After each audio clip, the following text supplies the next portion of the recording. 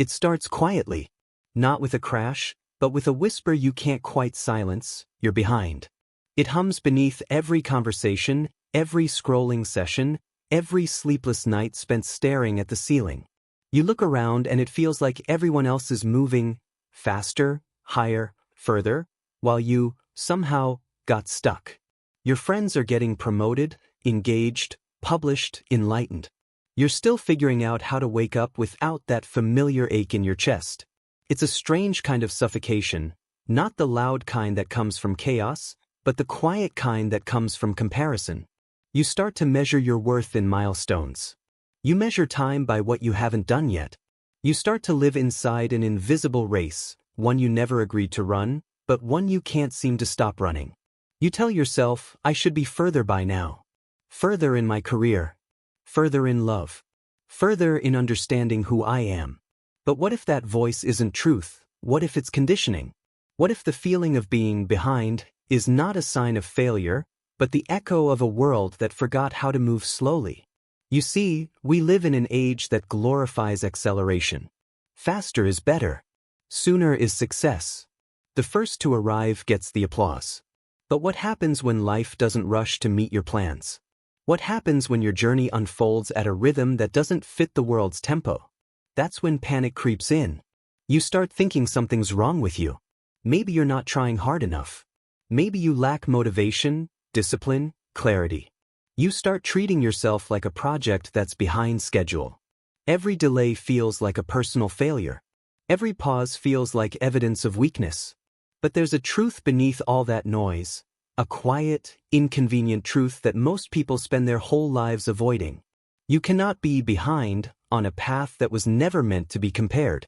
The timelines you chase, the perfect ages, the invisible milestones, they were written by a culture obsessed with control. A culture that fears stillness. A culture that measures life in productivity rather than presence. You were not born to sprint. You were born to unfold. Think of nature. The tree doesn't rush its blooming because another tree has already flowered. The river doesn't apologize for taking the long way home. Yet humans, the most conscious beings on earth, are the only ones who shame themselves for not being there yet. We talk about there as if it's a real place. The point where everything finally makes sense. But there keeps moving, doesn't it? Every time you reach it, it shifts a few steps ahead, whispering just a little more. And so, you spend your life chasing the mirage, running faster, working harder, trying to catch up to a future that doesn't exist. You confuse momentum with meaning. You confuse speed with purpose. And somewhere along the way, you forget how to breathe. But what if this, right here, right now, is not a detour? What if it's the lesson? The pause you're in, the confusion you feel, the stillness that scares you, maybe it isn't proof that you're lost. Maybe it's the space where surrender begins. Because surrender doesn't start in triumph. It starts in exhaustion. In the moment you finally admit that forcing life into shape isn't working anymore. In the moment you realize that trying to control everything has only made you more afraid of what you can't. Maybe that's why you feel so tired, not because you've done too little, but because you've tried to hold everything together that was never yours to control. You are not behind. You are simply standing at the edge of surrender, unsure if it's safe to let go. You've been taught that letting go means giving up, but maybe it's the opposite. Maybe letting go is how you finally begin to live. Look around. Everyone's rushing somewhere. Everyone's fighting to stay on time. But time isn't a race, it's a river. And the more you fight the current, the further you drift from yourself. Maybe you don't need to swim harder. Maybe you just need to stop fighting the flow. There is a quiet revolution happening, not in the world, but within you. A shift from striving to trusting.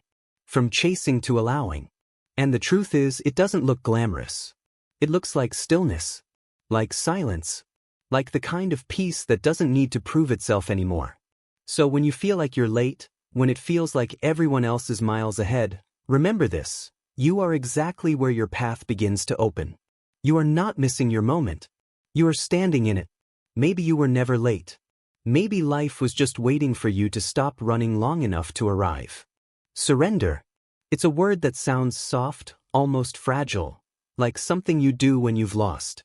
We're taught to fear it. We're told that surrender means defeat, that to let go is to give up, that to yield is to fail. But what if that's the greatest misunderstanding of all? Because real surrender isn't weakness. It's not collapsing. It's not quitting. It's the quiet courage of meeting life on its own terms. Every philosophy that has touched the edges of truth, from Jung to Nietzsche, from the Stoics to the mystics, points back to this. You suffer not because life withholds from you, but because you resist what is. Carl Jung called it individuation, the process of becoming who you truly are, not who you think you should be. But you can't become yourself if you're gripping the image of who you were supposed to be. He wrote, "We cannot live the afternoon of life according to the program of its morning. To grow, you must release the version of you that's obsessed with control.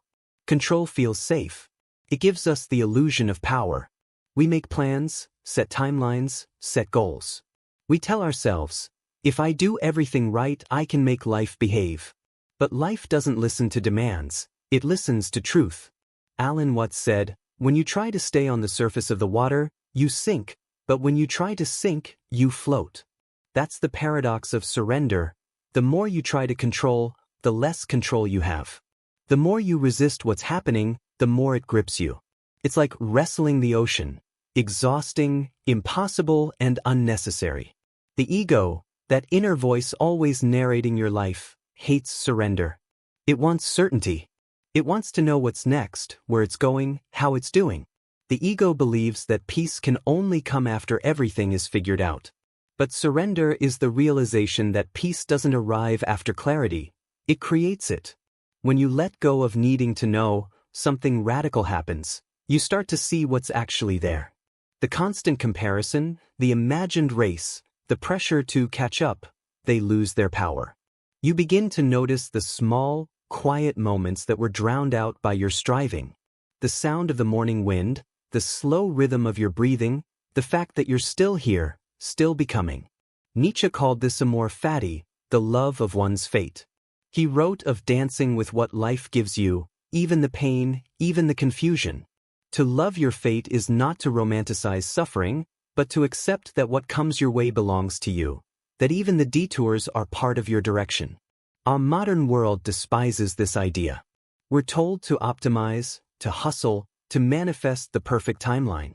We measure value by velocity. We think life is something to be managed like a business. But the human soul is not a business. It is a mystery, and surrender is how you enter it. Jung believed that what we resist persists, that the things we repress, our fears, our doubts, our insecurities, only grow stronger when we try to banish them. Surrender is not escaping them. It's turning toward them and saying, "I see you. Teach me what I need to learn."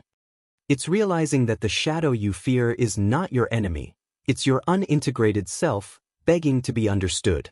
That's why surrender is not passive. It's the most active form of trust. It's a dialogue with existence itself. You stop forcing and you start listening. You stop controlling and you start participating. Look deeper, and you'll see, surrender has always been the language of truth. The Stoics practiced it when they said, focus only on what is within your control, and accept what is not. The mystics practiced it when they called surrender the gateway to divine union. Even in psychology, it's the moment of breakthrough, the point when resistance collapses and something new begins to emerge. Think about it. Every transformation begins with a surrender. The seed surrenders its shape to become the tree. The caterpillar surrenders its form to become the butterfly. Every dawn is born from the surrender of night. And yet, humans try to skip this step. We want to transform without dissolving. We want to grow without releasing. We want the new life, but not the death of the old one. But real change doesn't happen while you're still clutching your former self. It begins when you finally unclench your hands and let the river carry you, not because you gave up, but because you understood that the current knows more than you do. We keep asking, when will I get there? But surrender whispers, you're already there. You're just too busy fighting to notice. The ancient philosophers, the mystics, the poets, they all circle around the same revelation, that the moment we stop trying to force life to obey us is the moment we finally feel life moving through us. Imagine this. You're standing in the middle of a river, pushing against the current, muscles tense, exhausted. You've been fighting so long you forgot why you started. And then you stop. You exhale. You let go. The current doesn't destroy you. It holds you. It carries you. You begin to move not by force but by flow. That's surrender. Not a collapse, but a cooperation. Not the end of effort, but the beginning of alignment. It's the art of trusting that what's unfolding is not working against you, it's working through you. That the delays, the disappointments, the detours, they are not punishments, they are preparations. When you stop fighting the moment, life stops fighting back. You begin to see that being behind was never the truth. It was only the illusion created by your need to control how things should unfold. You thought surrender meant losing the story, but it's how you finally step into it. You thought surrender meant silence, but it's how you finally hear the music that's been playing all along. Because the truth is simple, though few believe it, you are not behind. You are simply being guided toward a rhythm your mind cannot comprehend yet. The ego wants straight lines. Life moves in circles. The ego wants certainty. Life offers mystery. The ego wants control. Life invites trust. And somewhere between those two, between resistance and release, lies the only real freedom you will ever find. You thought you were chasing the future. But maybe the future was trying to find you, and all it needed was your stillness. There comes a moment in every life when striving collapses into silence. Not because you stopped caring, but because you simply ran out of ways to force what refuses to move. It's not a breakdown, though it feels like one. It's the space between breaths. The pause after the storm. The stillness that hums with something ancient and alive. You wake up one day and realize, all the pushing, all the planning, all the desperate effort to stay on track, it hasn't brought peace. It's brought fatigue. You've tried so hard to build the perfect life that you've forgotten how to live the imperfect one you already have. This is where surrender begins, not as a choice, but as an inevitability. When the mind can't solve its own suffering anymore, something deeper steps forward. It's a quiet turning. A surrender not to failure, but to reality. A soft, almost imperceptible nod that says, "All right, life. I'll stop fighting you now." It's terrifying at first. You feel naked without your armor of control. You feel foolish for all the years you believed that certainty was safety. But in that vulnerability, something profound happens. The current you've been resisting begins to carry you, gently, patiently, without demand. You start to see that surrender is not an ending. It's a doorway. And the moment you walk through it, you begin to meet life again, not as an enemy to outsmart, but as a companion to learn from.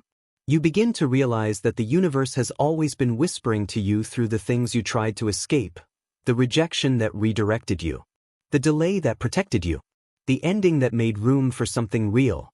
You were never behind. You were being realigned. Viktor Frankl once wrote that the last of human freedoms is the power to choose one's attitude toward any circumstance. When he was imprisoned, stripped of everything, he found that surrender was not weakness. It was the only path left to meaning. He discovered that we cannot always control what happens, but we can always decide what it means. And that is where liberation begins. When you surrender, you don't stop caring, you stop clinging. You don't stop working, you stop forcing. You don't stop dreaming, you stop demanding that the dream arrive on your schedule. There's a subtle but sacred shift inside you. You stop asking, "Why is this happening to me?" And you start asking, "What is this trying to teach me?" The energy of resistance transforms into curiosity. You begin to see patterns, how every detour in your past wasn't random, how every heartbreak cracked something open in you that control never could. And suddenly, even your pain starts to make sense. Not because it disappears, but because it becomes part of something larger. You begin to sense an intelligence beneath everything, an order that isn't linear, but alive. You feel it in the timing of things, how certain opportunities arrive the moment you finally stop chasing them, how certain people appear when you've made peace with being alone. This is the paradox of surrender.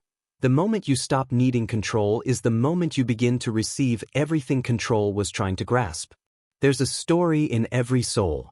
a storm that led to silence, and a silence that led to seeing. And once you reach that silence, you start to notice beauty again, in the smallest, most ordinary things. A cup of coffee steaming on a table. A quiet morning sky. The way sunlight falls on the floor like forgiveness. You begin to feel gratitude for what is, not just what could be. You begin to see that the present moment, this fragile, fleeting, unrepeatable moment, is not an obstacle to your life. It is your life. The pace slows. Your breath deepens. You start moving differently, not driven but guided. Not chasing but responding. Not in a rush to arrive, but in awe of the fact that you are already here. And with that, a strange kind of peace fills the space where anxiety used to live. Not the peace of everything going right, but the peace of not needing it to. There's an image that fits this feeling perfectly, the universe taking billions of years to form a single star. No hurry. No anxiety. Just patience, infinite patience. And yet, that star burns exactly when it's meant to. Why would your becoming be any different? Why would the rhythm of your life, your setbacks, your pauses, your long detours, be mistakes, when everything in nature unfolds through timing too precise to be random? The truth is, life doesn't waste anything. Not a delay, not a heartbreak, not even a failure. Everything serves your becoming, once you stop insisting it should look another way. And this is the true essence of surrender. It's trusting that the path you're on, however uncertain, is still sacred. It's trusting that what's leaving is clearing space for what's arriving. It's understanding that being behind was only ever a misunderstanding of divine timing. When you reach this point, when you stop struggling to swim upstream, you begin to float. Not because the river has changed, but because you have. You start to see that surrender was never about losing control. It was about realizing you never had it. And somehow, that realization doesn't make you smaller, it makes you infinite. There's a moment, maybe you've felt it, where you just breathe and say, if this is where I am, then this is enough. And in that breath, the world doesn't need to change. Your timing doesn't need to catch up. Because you finally understand, nothing was missing. Nothing was late. Everything that's meant for you will not need to be chased. It will meet you when you stop running. That's the moment surrender turns into freedom. The instant where everything slows, and you realize that peace was never waiting on the other side of achievement. It was waiting on the other side of control. So you exhale. You unclench. And for the first time in years, you let life hold you. And it does. You begin to see it now, the strange symmetry of it all. The very moment you thought you were falling behind was the moment life was quietly preparing you to begin. Not begin again, but begin truthfully. This realization doesn't come with fireworks. It comes softly, like morning light creeping through a half-opened curtain. You start to notice that nothing external has changed. The same job, the same room, the same unanswered questions. And yet, everything feels different. Because the tension that once wrapped itself around every thought has loosened. Because now you understand that life was never asking you to run faster, it was asking you to trust deeper. The race dissolves. You stop checking the invisible scoreboard of your life. You stop measuring yourself against people who are living an entirely different story. You begin to notice how much time you used to spend resisting the present, how often you treated this very moment as a problem to solve instead of a home to inhabit. Integration is quiet. It's not the grand finale that the mind expects. It's the subtle shift of living differently without announcing it. You begin to move through life with a lighter grip. The plans are still there, but they're no longer cages. You still dream, but you don't beg your dreams to arrive on command. You live more slowly. You listen more. You find yourself laughing, not because everything is perfect, but because you can finally feel the pulse of life moving through you, unforced, alive. This is what surrender gives you, presence. The ability to stand inside this moment, messy, uncertain, incomplete, and know that it's enough. You start to sense a kind of divine intelligence inside everything. You see it in the delays that led to deeper alignment. You see it in the people who arrived at the exact moment you stopped searching. You see it in yourself, softer, wiser, less afraid to begin again. The ancient thinkers knew this. Jung said, "What you resist not only persists but grows." Now you understand, surrender doesn't erase the storm, it teaches you how to stand in the rain without drowning. Nietzsche called it amor fati, to love one's fate, not merely accept it. You start to see how loving your fate transforms it, how gratitude changes the weight of everything it touches. And Alan Watts, who spoke of life as a dance, his words echo now, "You're under no obligation to be the same person you were 5 minutes ago." Surrender lets you feel that truth in your bones. Because to surrender is to dance. To move with life instead of against it. To see that every pause, every redirection, every heartbreak is part of a choreography too intricate for the human mind to design. And in this dance, you're no longer late. You're in rhythm. Every misstep becomes part of the pattern. Every fall becomes a gesture of grace. You look back at the person you were, the one who was always running, and you feel nothing but tenderness. You see how hard they tried to earn what was already theirs. You see how much beauty they missed while searching for certainty. You want to tell them you were never behind. You were learning how to arrive. You realize now that surrender is not an escape from life. It's an invitation to participate in it more honestly. When you stop fighting reality, you don't lose control, you gain intimacy. You finally meet life face to face, unfiltered, unscripted. And that encounter, raw, direct, alive, is what the soul was always longing for. This is arrival without arrival. It's not a finish line. It's not a victory. It's the simple recognition that you are already standing inside the thing you kept chasing. You see that every moment is both an ending and a beginning. That every breath is a small surrender, an exhale, a letting go, a renewal. And so you live differently now. You slow down. You notice the details, the warmth of sunlight on your face, the texture of silence after rain, the weightless pause between thoughts. These are not small things.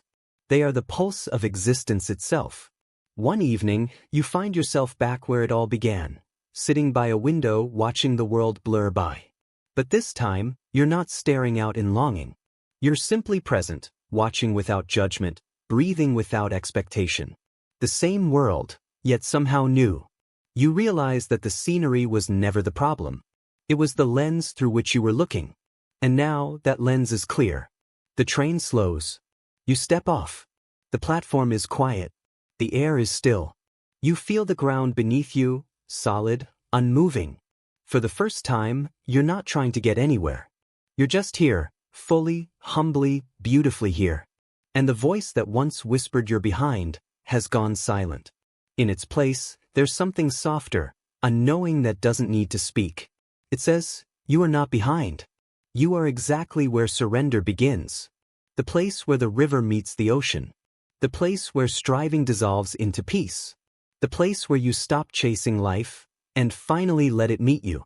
Then comes the silence, not the empty kind, but the full kind. The kind that hums with truth. The kind that feels like arrival.